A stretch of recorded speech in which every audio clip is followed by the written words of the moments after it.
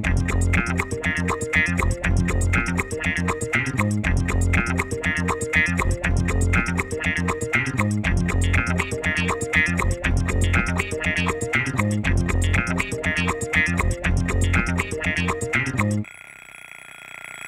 came home with a very big plaster cast.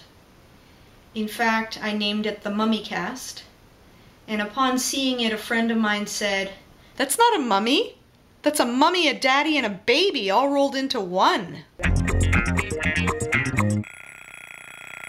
The weeks following surgery were very, very challenging. It can only be described as a period of extreme patience.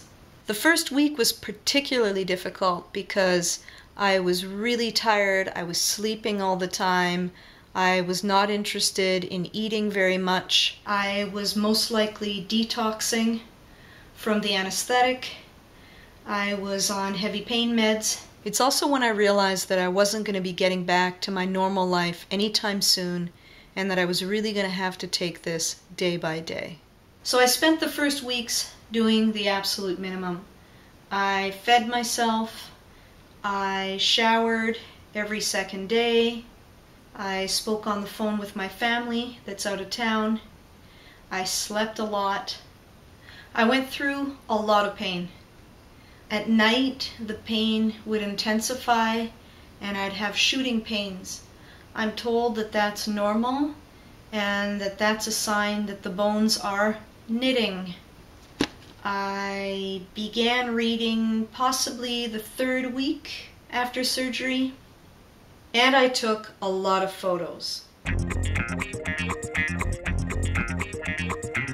You will take photos of your cast. You will be bored. You will take more photos of your cast. Resistance is futile. Have fun. I also learned to say, I can't. I'm a person that likes to think I can do anything, and during this period there were things that were asked of me where I had to say, I can't. That was difficult, but a really good life lesson to learn. At first, whenever I left the house, I made sure I was accompanied by a friend, because I had a really bad fear of falling, and that took several weeks to go away.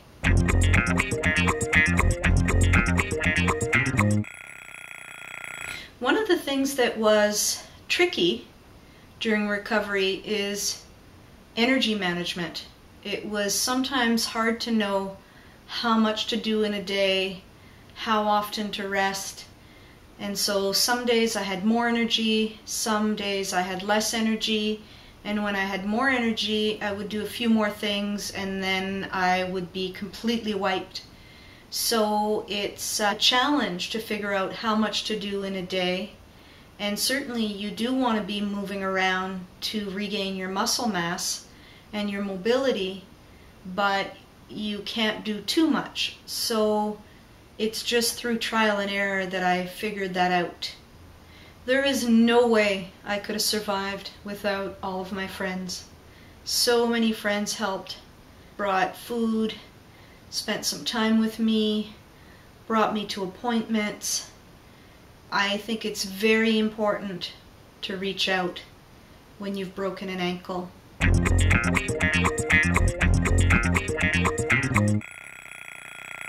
3 weeks after surgery, I returned to the hospital for a follow-up appointment. New x-rays were taken and the huge plaster cast was removed. This was the first time I saw the scars and staples, which was quite a shock. The surgeon confirmed that I was healing nicely, the staples were removed, and a new fiberglass cast was put on my leg. This is the last cast I wore until it was removed, 4 weeks later. I spent a total of 11 weeks in a cast.